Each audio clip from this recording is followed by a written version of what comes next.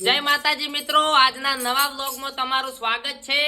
અને આજની પેઢી જે ભજન તરફ વાળવી છે આપણે, તો આપણે રામાપીરના બે ભજન અમારા અમરસિંહ ગોમનું ઘરેણું અમારા જે મોટા મોટા સ્ટેજ પ્રોગ્રામ કરે પેલું શું વગાડો તમે બેન્જો, અને આજે ઓના પેર ઓને શું કહેવાય પેટી બાજુ હાર્મોનિયમ, એના પેર બે ભજન ગાય રામાપીરના.